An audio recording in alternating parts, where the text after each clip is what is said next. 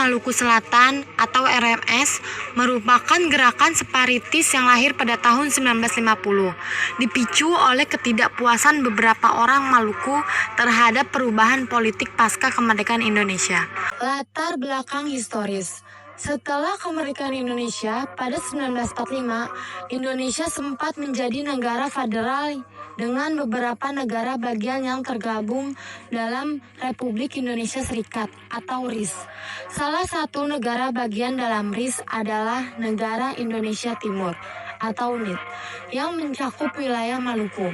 Banyak warga Maluku, terutama mereka yang terlibat dalam tentara kerajaan Hindia Belanda atau KENIL, merasa memiliki hubungan yang kuat dengan Belanda karena peran mereka dalam militer kolonial selama penjajahan. Deklarasi RMS. Ketika pemerintahan Indonesia memutuskan untuk menghapus sistem federalis dan membentuk Negara Kesatuan Republik Indonesia atau NKRI pada tahun 1950. Beberapa tokoh Maluku merasa keputusan ini merugikan mereka. Mereka ingin mempertahankan status resmi otom yang mereka miliki di bawah NIT. Oleh karena itu, pada 25 April 1950, kelompok yang dipimpin oleh Dr. Christian Soumokil mendeklarasikan berdirinya Republik Maluku Selatan di Ambon dengan tujuan memisahkan diri dari negara Indonesia dan membentuk negara independen sendiri. Pemimpin RMS dan dukungan militer. Christian Soumokil, seorang mantan jaksa agung dan tokoh utama RMS, menjadi pemimpin gerakan ini.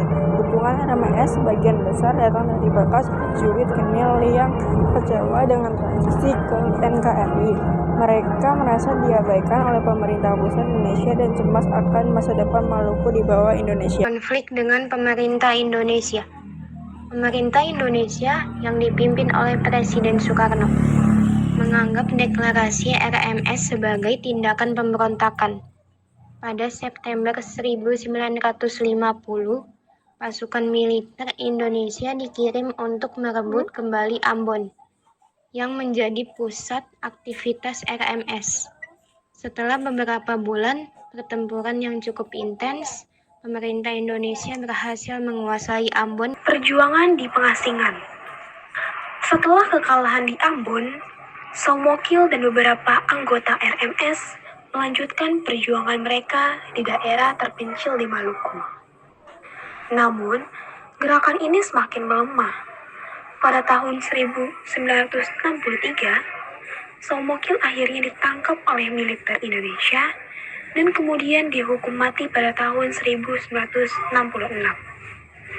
Setelahnya, beberapa pendukung RMS yang tinggal di Belanda membentuk pemerintahan dalam pengasingan yang hingga kini masih mempertahankan ideologi RMS sebagai negara Maluku yang merdeka.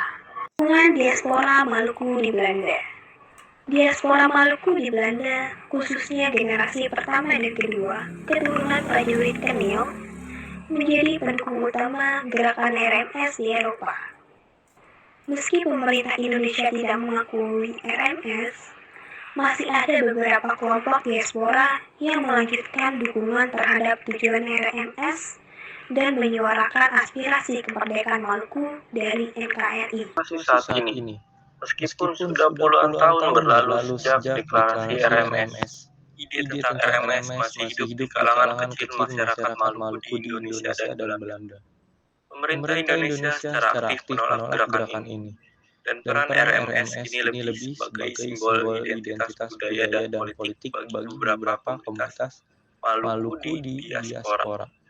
Secara keseluruhan, RMS adalah hasil dari ketidakpuasan historis dan politik yang kompleks, terutama terkait posisi Maluku dalam Indonesia pasca kemerdekaan. Meskipun kekuatannya telah menurun secara signifikan, RMS masih menjadi simbol penting bagi sebagian kecil masyarakat Maluku di diaspora yang menginginkan pengakuan atas sejarah dan identitas mereka.